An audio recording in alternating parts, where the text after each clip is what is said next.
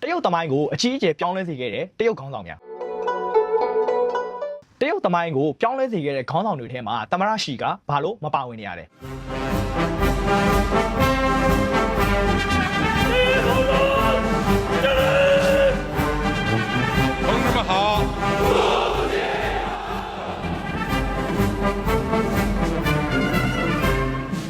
ဲโอเคအားလုံးပဲမင်္ဂလာပါဒီနေ့မှာတော့တရုတ်သမိုင်းကိုအကြီးအကျယ်ပြောင်းလဲစေခဲ့တဲ့တရုတ်ခေါင်းဆောင်တွေအကြောင်းကိုပြောပြပေးတော့မှာဖြစ်ပါတယ်နောက်ပြီးတော့ဒီဗီဒီယိုကိုအပိုင်းနှစ်ပိုင်းခွဲပြီးတော့ပြောပြပေးတော့မှာဖြစ်ပါတယ်ပထမတစ်ပိုင်းကိုတော့တရုတ်သမိုင်းကိုအကြီးအကျယ်ပြောင်းလဲစေခဲ့တဲ့တရုတ်ခေါင်းဆောင်တွေအကြောင်းကိုပြောပြပေးတော့မှာဖြစ်ပါတယ်နောက်တစ်ပိုင်းကတော့လမ်းသစ်ဖောက်သူမဟုတ်ဘဲနဲ့ရှိပြီးသားခေါင်းဆောင်ကြီးတွေဖောက်ခဲ့တဲ့လမ်းကိုပို့ပြီးတော့စနစ်ကျအောင်ရှိပြီးသားစနစ်တွေကိုပုံမခိုင်မာအောင်လုပ်ခဲ့တဲ့သမ္မတရှီအကြောင်းကိုပြောပြပေးသွားမှာဖြစ်ပါတယ်တရုတ်နိုင်ငံရဲ့သမိုင်းကြောင်းကနှစ်ပေါင်းထောင်ချီရှည်လျားပြီးတော့ဒီသမိုင်းကြောင်းမှာတိုင်းပြည်ရဲ့ကံကြမ္မာနယ်မြေတည်ဆောက်ပုံတွေနဲ့တိုင်းပြည်ရဲ့စနစ်တွေကိုအကြီးအကျယ်ပြောင်းလဲစေခဲ့တဲ့တရုတ်ခေါင်းဆောင်9ဦးကိုပြောပြပေးသွားမှာဖြစ်ပါတယ်နံပါတ်1ခေါင်းဆောင်ကတော့ချင်းရှီဟွမ်ဖြစ်ပါတယ်ချင်းရှီဟွမ်ကပထမဆုံးချင်းဧကရစ်ရဲ့ပထမဆုံးမင်းဆက်ဖြစ်ခဲ့ပါတယ်တရုတ်သမိုင်းကြောင်းမှာရာစုနှစ်ပေါင်းများစွာကွဲပြားနေပြီးတော့စစ်မှတ်ဖြစ်ပွားနေတဲ့ပြည်နယ်တွေကိုစစ်ရေးအရာပထမဆုံးအကြိမ်စုစည်းပြီးတော့ချင်းအင်ပါယာကိုတီထောင်ခဲ့တဲ့သူလည်းဖြစ်ပါတယ်။သူကကိုယ်ပိုင်အုပ်ချုပ်မှုစနစ်တွေစာရေးသားမှုပုံစံအတိုင်းအတာတွေနဲ့ငွေကြေးစနစ်တွေကိုတပြေးညီတဲ့ဖြစ်အောင်စံသတ်မှတ်ခဲ့ပြီးတော့တရုတ်နိုင်ငံမှာထင်ရှားပြီးတော့လူတိုင်းသိတဲ့မဟာတတိုင်းကြီးကိုလည်းပထမဆုံးတည်ဆောက်ခဲ့တဲ့သူလည်းဖြစ်ပါတယ်။နံပါတ်2နောက်တစ်ယောက်ကတော့ဟန်နူးဒီဖြစ်ပါတယ်။သူကဟန်မင်းဆက်ရဲ့ပြင်စမ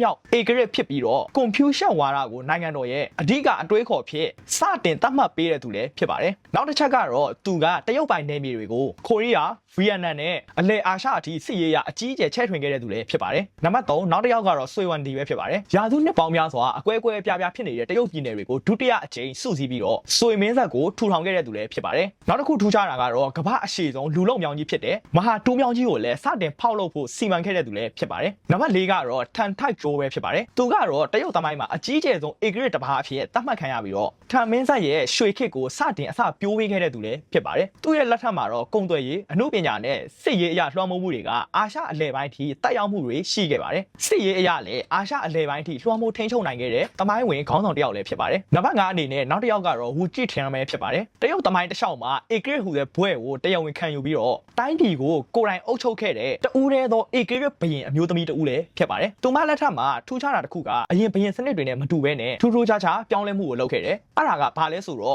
့ရခင်ကဘုရင်စနစ်တွေလက်ထက်မှာအစိုးရဝန်ထမ်းတွေမူကြီးမရတွေရွေးချယ်တဲ့အခါမှာကိုယုံကြည်ရတဲ့လူတွေပြီးတော့ကိုနဲ့ဆွေမျိုးနီးစပ်တဲ့လူတွေကိုအစိုးရဝန်ထမ်းအဖြစ်ခန့်အပ်တာတွေရှိပါတယ်။ဒါပေမဲ့သူမလက်ထက်ကိုရောက်တဲ့အခါမှာတော့အစိုးရဝန်ထမ်းရွေးချယ်တဲ့အခါမှာလူတိုင်းကအစိုးရဝန်ထမ်းဖြစ်ခွင့်ရှိပါတယ်။ဘယ်လိုရွေးချယ်လဲဆိုရင်သူမကအစိုးရဝန်ထမ်းတွေကိုစာမွေးပွဲစနစ်နဲ့ရွေးချယ်တဲ့စနစ်ကိုပထမဆုံးတရုတ်ပြည်မှာကျင့်သုံးခဲ့တဲ့ခေါင်းဆောင်အမျိုးသမီးတဦးလည်းဖြစ်ပါတယ်။ဒီလိုစာမွေးပွဲစနစ်ကနေပြီးတော့အရေးချင်းရှိတဲ့လူတွေကိုယာရုတိုးပေးတာတွေအစိုးရဝန်ထမ်းအဖြစ်ခန့်အပ်တာတွေကိုပထမဆုံးကျင့်သုံးခဲ့တဲ့ဧကရစ်ဘုရင်အမျိုးသမီးတဦးလည်းဖြစ်တယ်။နောက်ထပ်နံပါတ်6ကတော့ဟန်ဝူဧကရစ်ပဲဖြစ်ပါတယ်။မွန်ဂိုတို့ရဲ့ယွမ်မင်းဆက်ကိုတိုက်ထုတ်ပြီးတော့တရုတ်လူမျိုးတွေရဲ့ခမ်းထားတဲ့မင်းမင်းဆက်ကိုတီထောင်ခဲ့တဲ့လယ်သမားကြီးနဲ့ဘုံကြီးဘဝကနေပြီးတော့တက်လာခဲ့တဲ့ထူးခြားတဲ့တော်လှန်ရေးခေါင်းဆောင်တစ်ယောက်လည်းဖြစ်ပါတယ်။သူကတော့ဘုရင်တွေထဲမှာထူးခြားပြီးတော့မင်းမျိုးမင်းနွယ်မဟုတ်ဘဲနဲ့တော်လှန်ရေးသမားတစ်ယောက်အဖြစ်ကနေပြီးတော့ဘုရင်အဖြစ်တည်လာတာပဲဖြစ်ပါတယ်။နံပါတ်9အနေနဲ့နောက်တစ်ယောက်ကတော့ခွန်ရှီဧကရစ်ပဲဖြစ်ပါတယ်။မန်ချူတို့ရဲ့ချင်းမင်းဆက်ကိုအခိုင်အမာဆုံးဖြစ်အောင်တိဆောက်ခဲ့ပြီးတော့တရုတ်သမိုင်းကြောင်းမှာတက်တန်းအကြာရှိဆုံး260ကျော်ဧကရစ်ဘုရင်အဖြစ်အုပ်ချုပ်ခဲ့တဲ့ဘုရင်တစ်ပါးလည်းဖြစ်ပါတယ်။နောက်ပြီးတော့သူကတရုတ်ပြည်ပြန်လည်တည်ငြိမ်ငြိမ်းချမ်းရေးနဲ့တရုတ်စာပေတွေကိုအဆင့်မြင့်အောင်မြင့်တင်ပေးခဲ့တဲ့ဘုရင်တစ်ပါးလည်းဖြစ်တယ်။နောက်တစ်ယောက်ကတော့တရုတ်နိုင်ငံရဲ့သမိုင်းကိုအကြီးအကျယ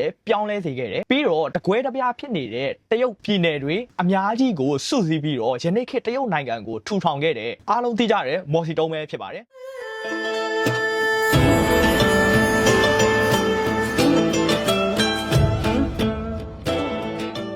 သူကကွန်မြူနစ်ပါတီကိုဦးဆောင်ခဲ့တဲ့ပါတီဝင်ဥက္ကဋ္ဌလည်းဖြစ်ပါတယ်就是说他们要打东就打东就တရုတ်နိုင်ငံရဲ့ခေတ်သစ်သမိုင်းမှာအရေးပါဆုံးဖြစ်ပြီးတော့ကွန်မြူနစ်ပါတီကိုဦးဆောင်ပြီးတော့1949ခုနှစ်မှာတရုတ်ပြည်သူ့သမ္မတနိုင်ငံ Republic of China ကိုတည်ထောင်ခဲ့တဲ့သူလည်းဖြစ်ပါတယ်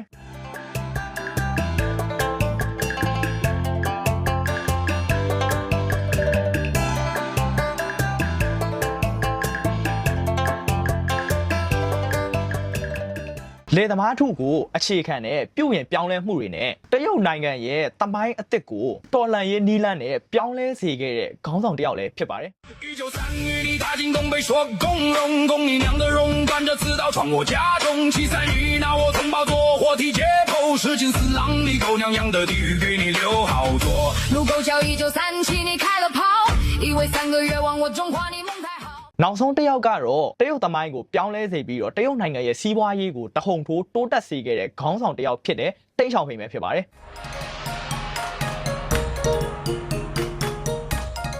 တရုတ်နိုင်ငံရဲ့ကမ္ဘာဒုတိယစီးပွားရေးအင်အားအကြီးဆုံးနိုင်ငံတစ်ခုဖြစ်လာစေခဲ့တဲ့တကားကိုဖွင့်ပေးခဲ့တဲ့သူလည်းဖြစ်ပါတယ်။သူ့လက်ထက်မှာတော့နိုင်ငံရဲ့အုပ်ချုပ်ရေးစနစ်ကိုကွန်မြူနစ်ဝါဒနဲ့အုပ်ချုပ်ပြီးတော့နိုင်ငံရဲ့စီးပွားရေးစနစ်ကိုတကားဖွင့်ဝါဒနဲ့စီးပွားရေးပြုပြင်ပြောင်းလဲမှုတွေကိုလှုပ်ဆောင်ခဲ့တဲ့ခေါင်းဆောင်တစ်ယောက်လည်းဖြစ်ပါတယ်။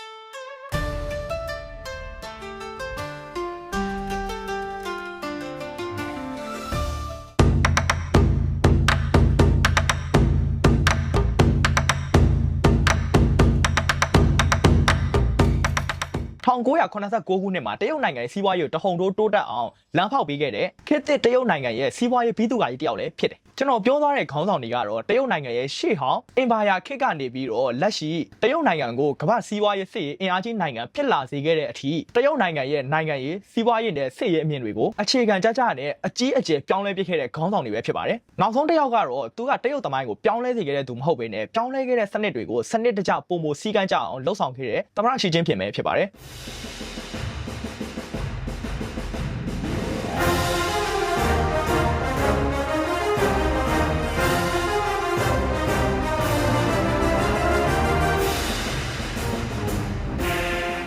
သမ္မတရှီကမော်စီတုံးပြီးတဲ့နောက်မှာတရုတ်နိုင်ငံမှာအာဏာအရှိဆုံးနဲ့ဩဇာအကြီးဆုံးခေါင်းဆောင်တစ်ယောက်ဖြစ်တယ်ဆိုတာတော့ညင်းလို့မရပါဘူး။ဒါပေမဲ့လည်းသမိုင်းပညာရှင်တွေနဲ့နိုင်ငံရေးပညာရှင်တွေကသမ္မတရှီကိုမော်စီတုံးဒါမှမဟုတ်တိန့်ရှောင်ဖိန်တို့လိုမျိုးတရုတ်သမိုင်းကိုအခြေခံကြကြအကြီးအကျယ်ပြောင်းလဲဖြစ်ခဲ့တဲ့ခေါင်းဆောင်တွေစည်ရင်းထဲမှာဘာလို့မထည့်ထားရလဲဆိုတော့သူကစနစ်တွေကိုအသစ်တစ်ဖန်ပြောင်းလဲခြင်းမရှိဘဲနဲ့ခေါင်းဆောင်ကြီးတွေချမှတ်ခဲ့တဲ့စီးမြင်တွေပြောင်းလဲပေးခဲ့တဲ့စီးစနစ်တွေကိုသူ့ရဲ့လက်ထက်မှာစနစ်တကျပုံမခိုင်မာအောင်တည်ဆောက်ခဲ့တဲ့ခေါင်းဆောင်ဖြစ်လို့သူကစနစ်တွေကိုပြောင်းလဲတဲ့သူမဟုတ်ဘဲနဲ့ပြောင်းလဲထားတဲ့စနစ်တစ်ခုကိုအခြေခံကြကြကောင်းမွန်စွာတည်ဆောက်တဲ့ခေါင်းဆောင်တဦးဖြစ်တာစည်ရင်းသွင်းသတ်မှတ်ခဲ့ကြတာဖြစ်တယ်။ဒါတွေကိုလေ့လာတဲ့အခါမှာအချက်၄ချက်နဲ့ကျွန်တော်တို့ကရှုမြင်လို့ရတယ်။နံပါတ်1အချက်ကတော့လမ်းတစ်ဖောက်သူမဟုတ်ဘဲနဲ့ရှိပြီးသားစနစ်ကိုပုံမထိန်းချုပ်ခြင်းဖြစ်တယ်။မော်စီတုံးကတရုတ်ပြည်သူသမ္မတနိုင်ငံကိုပထမဆုံးတည်ဆောက်ခဲ့တဲ့တော်လှန်ရေးသမားဖြစ်ပြီးတော့တိန့်ရှောင်ဖိန်ကတော့တကားဖွင့်ဝါဒနဲ့စီးပွားရေးစနစ်ကိုရဲရဲဝံ့ဝံ့လမ်းဖောက်ခဲ့တဲ့ပြုပြင်ပြောင်းလဲရေးသမားလည်းဖြစ်တယ်။သမ္မတရှီကတော့ဒီလိုမဟုတ်ဘဲနဲ့စနစ်တစ်ခုကိုစွန့်ဦးတီထွင်ဖောက်လုပ်ခြင်းထက်ရှိပြီးသားကွန်မြူနစ်ပါတီနဲ့ bureaucracy စနစ်ကိုအသုံးပြုပြီးတော့စနစ်ကြပြီးတော့ပုံမတင်းကျပ်စွာထိန်းချုပ်နိုင်ရန်အတွက်ပြုပြင်မွမ်းမံသူသာဖြစ်တယ်ဆိုပြီးတော့နိုင်ငံရေးစမ်းစစ်သူတွေကရှုမြင်ကြတယ်။တမိုင်းမှာမော်စီတုံးကတရုတ်နိုင်ငံကိုဘုံဘုံကျနေတဲ့ထဲကနေပြီးတော့ပြန်လည်မတ်တက်ရနိုင်အောင်လှုပ်ဆောင်ခဲ့ပြီးတော့တိန့်ရှောင်ဖိန်ကတော့တရုတ်နိုင်ငံကိုချမ်းသာအောင်လုပ်ခဲ့တဲ့ခေါင်းဆောင်ဖြစ်တယ်။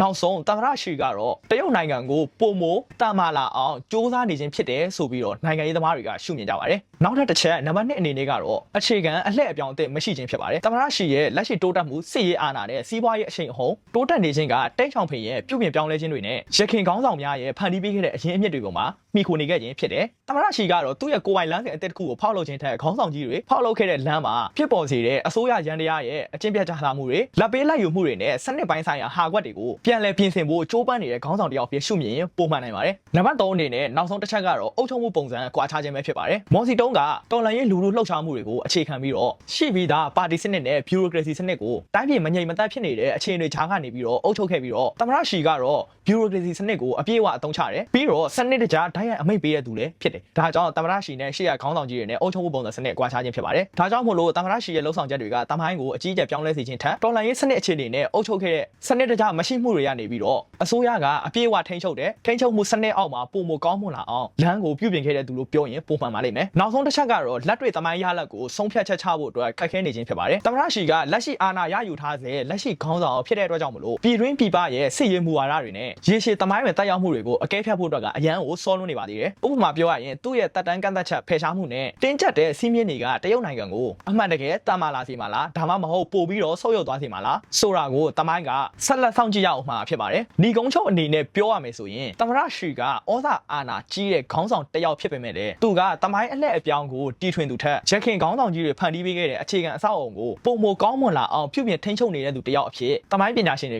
ကရှုမြင်ကြပါတယ်။ ဒါကြောင့်ကွဲထွက်သွားတဲ့ထိုင်ဝမ်ဟောင်ကောင်မကာအိုစတဲ့အထူးဒေသတွေကိုသူကတရုတ်လက်အောက်ဖြစ်ပြန်လဲစုစည်းပြီးတမိုင်းချောင်းကိုပြောင်းလဲစေချင်တာတို့နိုင်ငံရေးသမားတွေကသုံးသပ်ကြပါတယ်။ Okay အခုကျွန်တော်ပြောသားတာကတော့တရုတ်တမိုင်းချောင်းကိုအကြီးအကျယ်ပြောင်းလဲစေခဲ့တဲ့တရုတ်နိုင်ငံရဲ့ A-grade လက်ထက်ထွေးကခေါင်းဆောင်တွေနဲ့လက်ရှိကွန်မြူနစ်ပါတီရဲ့ခေါင်းဆောင်လက်ရှိတရုတ်နိုင်ငံကိုအုပ်ချုပ်နေတဲ့သမ္မတရှီကိုဘာဖြစ်လို့တမိုင်းကိုပြောင်းလဲစေတဲ့ခေါင်းဆောင်အဖြစ်မသတ်မှတ်ပဲနဲ့ဖောက်ထားတဲ့လမ်းကိုပိုကောင်းအောင်ပြုပြင်နေတဲ့ခေါင်းဆောင်အဖြစ်ဘာလို့ရှုမြင်ကြလဲဆိုတာကိုပြောပြပြီးတော့တာဖြစ်ပါတယ်။ Okay အားလုံးကျေးဇူးတင်ပါတယ်နောက်ဗီဒီယိုမှာပြန်လည်ဆုံတွေ့ကြရအောင်